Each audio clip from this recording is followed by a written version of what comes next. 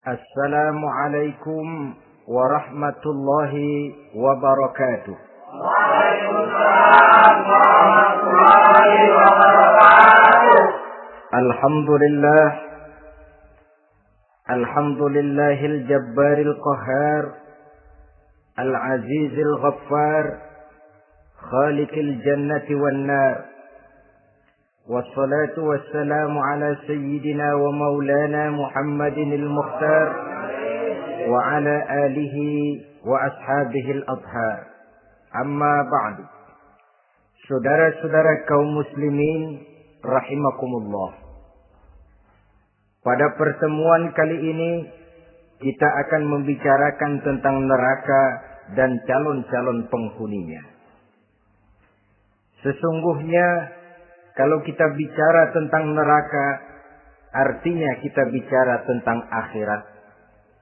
Dan kalau kita bicara tentang akhirat, kita bicara tentang alam gaib yang merupakan salah satu dari rukun iman yang 6, percaya kepada alam gaib. Kalau sudah bicara alam gaib, maka ini di luar batas kemampuan nilai-nilai ilmiah dan di luar batas kemampuan renungan filsafat. Ilmu pengetahuan akan buntu kalau sudah membicarakan alam gaib. Artinya, kehidupan di akhirat itu tidak bisa diteliti secara ilmiah. Filsafat pun akan ngambang kalau sudah membicarakan kehidupan di alam gaib. Karena itu kalau kita kembali kepada logika, jika kita ingin mengerti tentang caranya membuat bangku, kita pergi ke tukang bangku dan bertanya kepadanya. Kita ingin mengerti cara membuat mobil, kita pergi ke tukang mobil, ke bengkel mobil dan bertanya kepada ahlinya.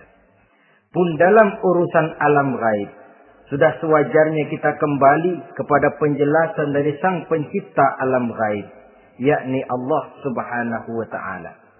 Dan melalui kitabullah Al-Quranul Karim, Allah telah menjelaskan masalah-masalah gaib berupa kehidupan di surga dan neraka itu secara jelas dan pasti. Dengan kata lain, di dalam membicarakan tentang neraka ini, yang menjadi dasar daripada pemikiran kita adalah rasa iman kepada Allah Subhanahu wa ta'ala. Karena soal neraka tidak pernah bisa dibuktikan dengan ilmu pengetahuan. Tidak bisa diselidiki sebab orang yang sudah pulang ke sana pun tidak pernah kembali lagi kemari untuk kita tanya bagaimana hal ihwal keadaan di sana. Saudara-saudara kaum muslimin rahimakumullah. Neraka dalam istilah Quran selalu disebut dengan narun, yaitu suatu tempat di akhirat nanti yang wujudnya berupa api yang bergejolak, bernyala dengan teramat dahsyatnya, sehingga dapat mengelupaskan kepala setiap orang dan menjulang ke hati. Diriwayatkan oleh Imam Bukhari dan Muslim bahwa Rasulullah sallallahu alaihi wasallam pernah bersabda, "Narukum hadhihi allati tuqiduna juz'un min 70 jazaan min harri jahannam." Qalu, "Wallahi in kanat lakafiyatun ya Rasulullah." Qala, "Fa innaha fadlat bi 69 jazaa." Apimu yang kamu pakai di dunia ini, kata Nabi, untuk memasak, untuk menyalakan lampu, api yang kau pakai di dunia ini cuma satu bagian kecil dari 70 kali bagian panasnya neraka jahanam. Sahabat waktu itu terperanjat lalu berkata, "Wallah, in kanat lakafiyatun ya Rasulullah." Ya Rasul, api di dunia ini saja sudah cukup untuk menghanguskan kami, untuk menghanguskan apa yang ada. Bersabda Rasulullah sallallahu alaihi wasallam, maka sesungguhnya api neraka itu dilebihkan panasnya dengan 69 kali daripada panasnya api di dunia ini. Jadi sepanas-panasnya api yang pernah kita rasakan di dunia ini, maka api di neraka nanti 69 kali lebih panas dari api yang kita rasakan paling panas di dunia. Hadis yang senada dengan penjelasan ini di samping Jawahirul Bukhari, kita bisa menemukannya dalam Mukhtasar Tazkiratul Qurtubi dan Mukhtasar Ibnu Abi Jamrah misalnya. Saudara-saudara kaum muslimin rahimakumullah. Sehingga boleh jadi seringan-ringan azab penduduk neraka di akhirat nanti, kata Nabi, seorang yang di telapak kakinya diletakkan kerikil neraka yang sangat kecil, lalu mendidih otaknya. Itu seringan-ringannya.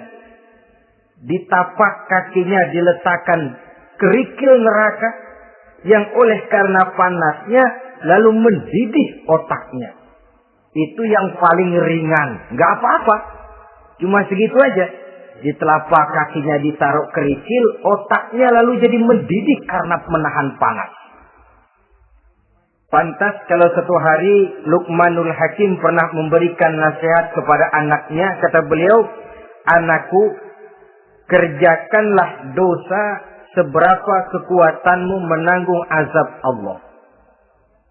Dan laksanakan ibadah seberapa hajat dan keperluanmu kepada Allah. Berapa banyak hajatmu kepada Allah, begitulah kamu harus beribadah. Kalau kamu merasa tidak berhajat dan tidak perlu apa-apa kepada Allah, ya tidak usah ibadah. Logikanya kan begitu. Saudara-saudara, dalam hidup ini ada nggak yang nggak perlu kepada Allah? Ada nggak? Seluruh kita memerlukan Allah. Karena itu Luqman betul dengan bahasa diplomatis. Anakku, kerjakan ibadah seberapa hajatmu kepada Allah. Makin banyak hajatmu kepada Allah, makin banyak hendaknya kamu melaksanakan ibadah. Tapi kalau kamu sudah merasa bisa hidup tanpa Allah, persilahkan kamu tidak usah ibadah. Sebaliknya, kerjakan dosa seberapa kekuatanmu menanggung azab siksaan Allah. Kalau merasa sudah belajar ilmu kebal, kira-kira di neraka nanti enggak apa-apa, persilahkan kerjakan dosa sebanyak-banyaknya. Tapi kalau masih berpikir, gua mah jangan dibakar di neraka, nginjek puntung rokok, gua lompat. Kalau masih berpikir ke situ, ya hati-hati, saudara-saudara. Nah, sebagaimana surga, neraka pun ada pintu-pintunya. Dan yang melalui pintu-pintu itu sesuai dengan dosa yang dia kerjakan pada waktu kehidupannya di dunia ini. Jadi setelah manusia diadili, mereka kumpul di padang mahsyar beramai-ramai. Yang mendapat kitab di tangan kanan, yang selamat dari proses pengadilan, yang sudah nyata lebih banyak kebaikannya daripada kesalahannya, wajah mereka berseri-seri. Tapi yang rapotnya merah, yang timbangannya lebih banyak kejahatannya, mereka mukanya udah pada gulem. Di tengah itulah kedengaran pernyataan dari Allah Subhanahu wa taala. Salamun qaulan min Rabbir Rahim. Ada ucapan selamat dari Allah, Tuhan yang Maha Pengasih dan Maha Penyayang. Salamun alaikum. Selamatlah kamu, wahai orang-orang yang kelak akan sampai ke surga. Yang lulus di pengadilan dapat ucapan selamat dari Allah. Tapi pada saat itu juga Allah mengatakan, wamtazul yawma ayyuhal mujrimun.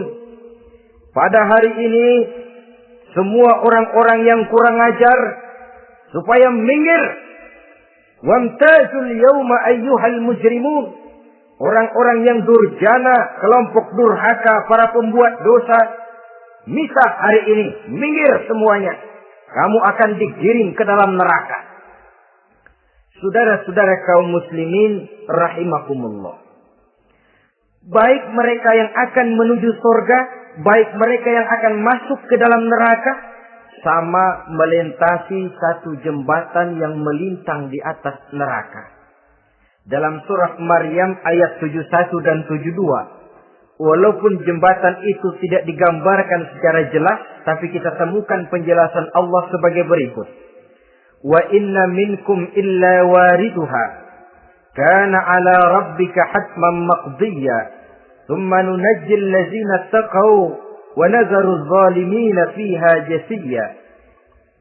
Saudara-saudara, dan tidak ada setiap orang pun kecuali mereka akan melalui api neraka itu.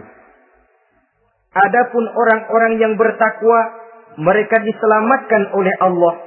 Sedangkan orang-orang yang zalim, mereka terlempar ke dalam jurang neraka. Nah, itu yang dinamakan dengan sirat.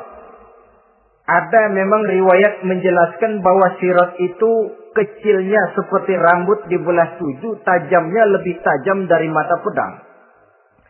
Tapi dalam banyak hal, orang lewat di atas sirat itu bergantung kepada amalannya waktu dia hidup di dunia ini.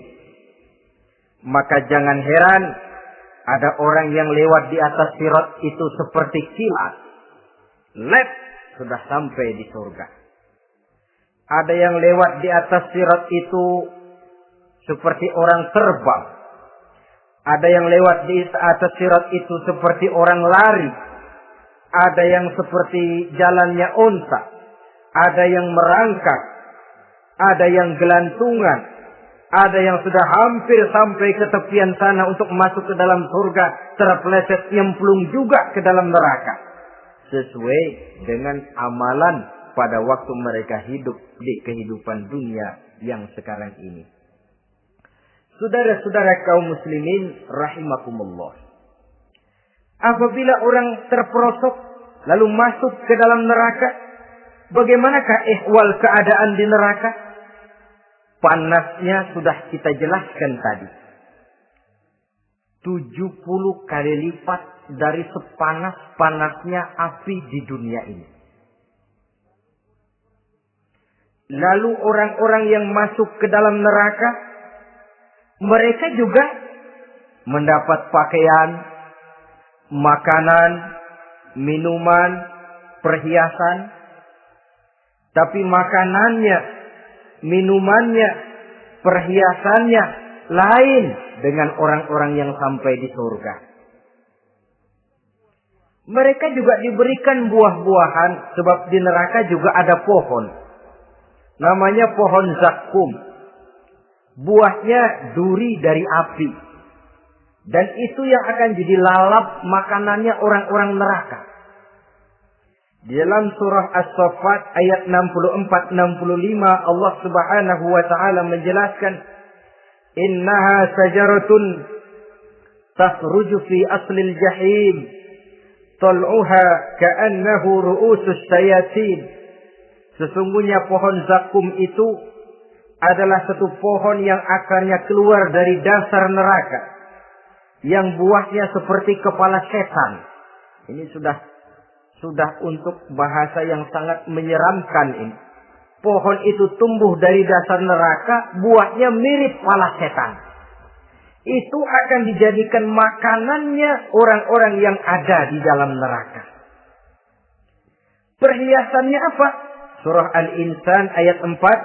Inna a'tadna lil kafirina salasilan wa aghlalan wa sa'ira.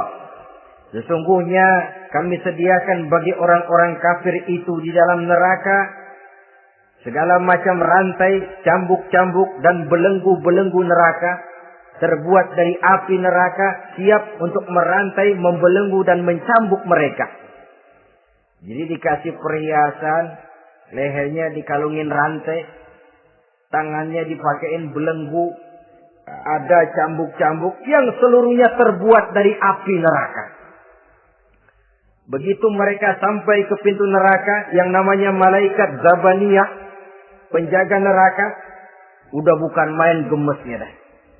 Ya, nyambutnya nggak ada ramahnya, lain sama malaikat Ridwan, penjaga surga. ramah, murah senyum. Begitu orang mau masuk surga, salamun alaikum tibtum fadkhuluha khalidin. Keselamatan atas kamu, sungguh kamu telah beruntung. Sekaranglah masuk kamu ke dalam surga dan kekalah tinggal selama-lamanya di sana. Ramah, murah senyum, selamat datang, selamat tiba di tempat yang penuh kenikmatan. Mari persilahkan. Ini malaikat Ridwan. Malaikat Malik, malaikat Zabaniyah lain lagi. Dia nungguin pabrik. Sadis menerima. Matanya melotot. Ini dia. Manusia-manusia kurang ajar. Yang waktu di dunia sudah datang para rasul. Sudah turun agama. Sudah datang Al-Quran tapi belagak pilon. Ini loh. Nih rantai. Belenggu. Lalu dirangkeng.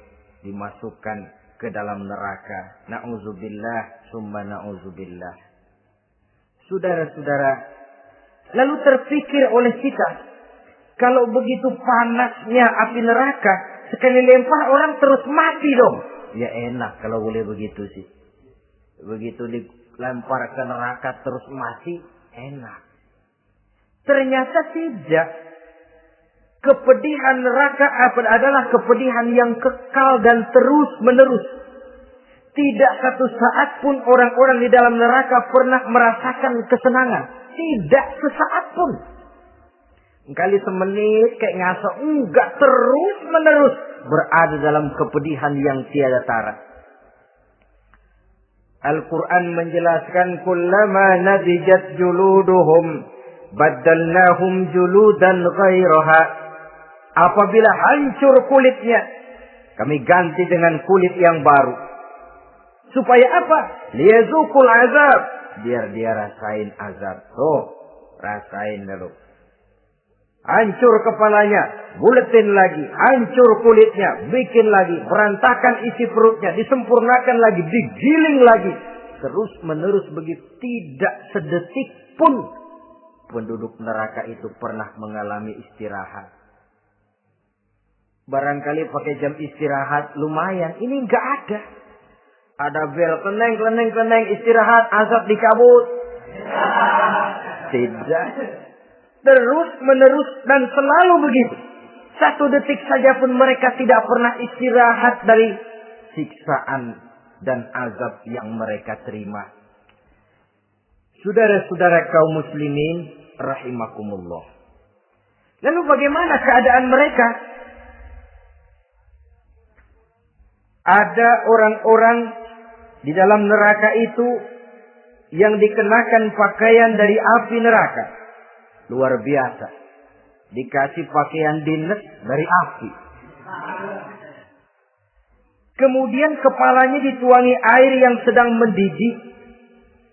Yang dengan tuangan air itu dihancur luluhkan segala isi perutnya dan kulit-kulitnya. Setelah itu mereka dicambuk dengan cambuk-cambuk dari besi. Apabila mereka hendak keluar dari neraka, mereka dicampakkan kembali ke dalamnya. Dan dikatakan kepada mereka, rasakan siksaan yang membakar ini. Dalam surah Al-Hajj ayat 19 sampai 22, kita bisa simak firman Allah Subhanahu wa taala. Fallazina kafaru qutti'at lahum thiyabun min nar يصب من فوق رؤوسهم الجحيم يسحر به ما في بطونهم والجلود ولهم مقامع من حديد كلما أرادوا أن يخرجوا منها من غم أعيدوا فيها وذوقوا عذاب الحريق نعوذ بالله ثم نعوذ بالله. Diberikan pakaian dari api, melolong, menyayat dia, memilukan, merintih dan meraung-raung. Lalu kepalanya diguyuri dengan air yang sangat mendidih. Hancur luluh isi perutnya. Masih dicambuk lagi dengan cambuk-cambuk dari besi. Mereka merambat. Mereka meraung. Mereka hendak lari. Mereka ingin keluar dari neraka.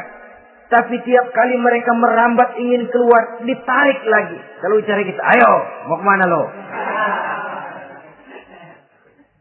Apa kata malaikat penjaga neraka? Zuku azabal hariq, rasa ini makan pencarian lu waktu di dunia. Saudara-saudara, lalu ada pula siksaan penduduk neraka itu, di mana dahi, lambung dan punggung mereka dipanggang dengan api neraka. Allah karim. Kita di dunia ini tertusuk paku saja waktu berjalan sudah bukan main pedihnya. Tertusuk duri saja sudah bukan main pedihnya. Ini punggungnya, lambungnya macam disate, dipanggang dari api neraka. Dalam At-Taubah ayat 35 kita temukan firman Allah, fi nari jahannam fatukwa biha ibahuhum wa junubuhum wa zuhuruhum, na'udzubillah summa na'udzubillah. Kemudian ada pula penduduk neraka itu yang disiksa, lehernya diikat dengan rantai. Mereka spontan diseret-seret dengan sekeras-kerasnya dan dilemparkan ke dalam lautan air yang sedang mendidih. Kemudian mereka dibakar dalam api yang bergejolak dan menyala-nyala. Pada surah Al-Mu'min ayat 71 dan 72 Allah Subhanahu wa taala menjelaskan, izil aghlalu fi a'nakihim wassalasil yushabuna fil hamim thumma fin nari yusjarun. Ketika belenggu dan rantai dipasang di leher mereka supaya mereka diseret ke dalam air yang sangat panas, kemudian mereka dibakar dalam api. Ada lagi penduduk neraka yang dipegang jambulnya lalu diseret ke tengah-tengah neraka, kemudian kepalanya digerujuki dengan air yang mendidih seperti yang dijelaskan dalam surah Ad-Dukhan ayat 47 dan 49. Pendeknya, azab dan siksaan neraka itu sesuailah dengan amalan dosa yang dikerjakan manusia pada waktu kehidupan di dunia ini. Maka dalam puncak perjalanan Mi'raj misalnya, kepada Rasulullah sallallahu alaihi wasallam diberikan berbagai macam penglihatan sebagai contoh dan tamsil dari kehidupan di dunia ini.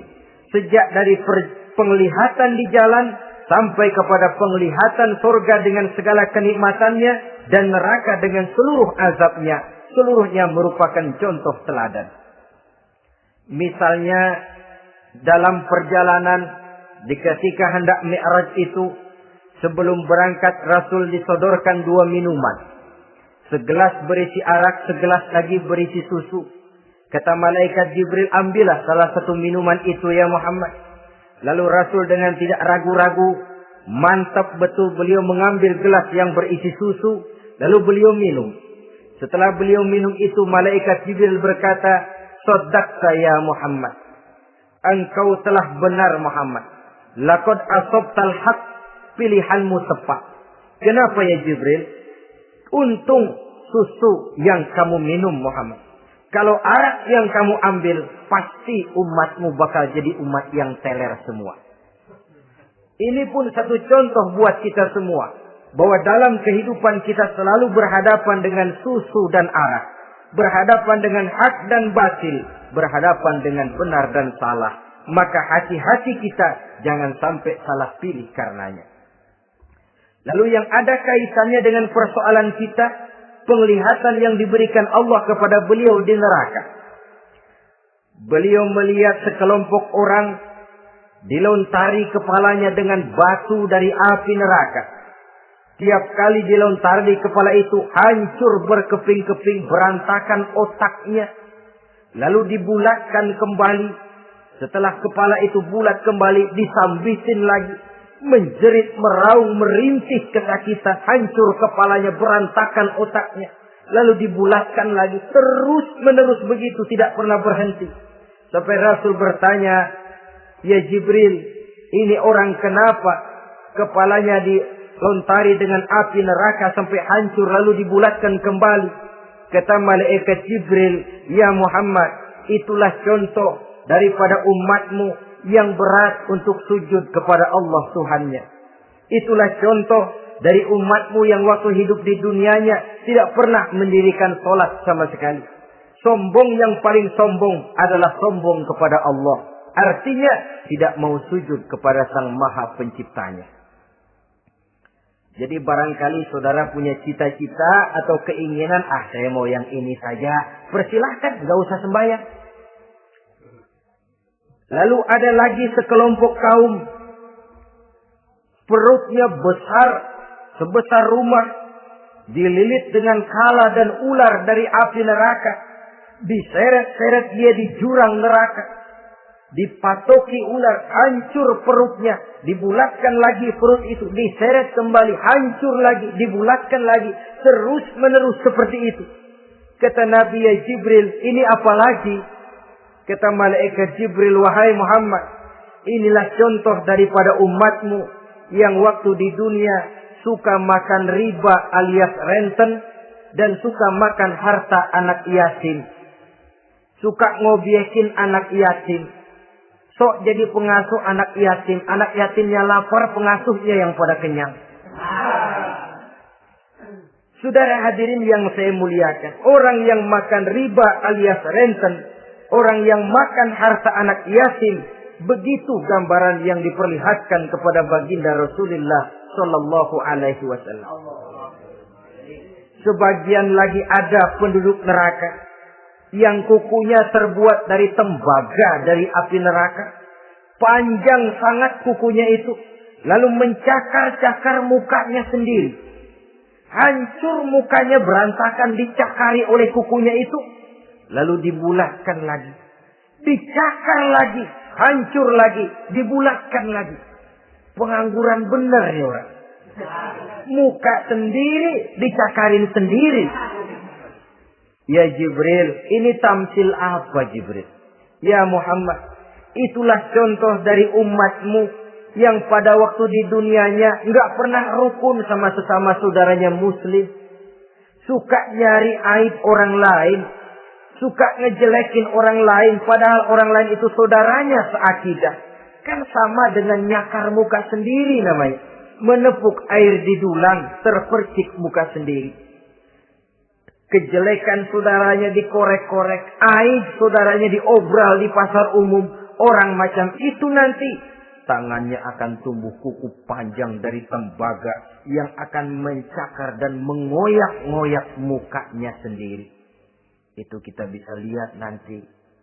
Oh ini yang waktu di dunia suka ngorek-ngorek kesalahan orang tuh. Lagi pada nyakarin mukanya.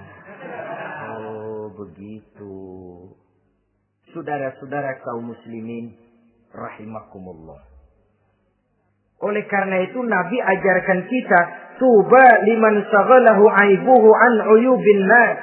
Beruntung orang yang aib dan kekurangan pada dirinya menyebabkan dia sibuk sampai enggak sempat ngorek-ngorek aib dan kekurangan orang lain. Introspeksi. Beruntung orang yang celak dirinya menyebabkan dia sibuk dan tidak sempat ngorek-ngorek aib pada diri orang lain. Ada pula di antaranya dilihat oleh Rasul. Di antara penduduk neraka itu orang yang lidahnya terjulur memanjang. Kemudian dipotong lidah itu dengan gunting dari api neraka. Menjerit dan memekik ia menahan sakit yang tiada tara. Sampai Rasul bertanya kepada malaikat Jibril, kalau ini tamsil apa lagi ya Jibril? Kata malaikat Jibril, wahai Muhammad, inilah contoh dari umatmu, orang-orang yang waktu di dunia tidak pandai menjaga lidahnya, suka menggunjing orang, suka memfitnah orang, suka ghibah dan namimah, suka ngomongin orang di belakang yang bersangkutan. Maka hari ini lidahnya menjulur menjadi panjang dan dipotong dengan gunting dari api neraka. Lalu Rasul juga melihat sekelompok orang perempuan tergantung rambutnya dari gantungan api neraka. Kemudian dipanggang dari duburnya sampai ke atas kepalanya dengan tombak dari api neraka, meraung dan merintih serta mengeluarkan nanah dari kemaluannya. Rasul bertanya, ini apa lagi ya Jibril? Kata malaikat Jibril, inilah perempuan yang waktu di dunia tidak pandai menjaga kehormatan dirinya. Ahli zina dan tukang umbar saudara-saudara kaum muslimin rahimakumullah, banyak lagi tamsil-tamsil yang dicontohkan dalam puncak perjalanan Mi'raj yang seluruhnya merupakan peringatan bagi kita umat Rasulullah sallallahu alaihi wasallam.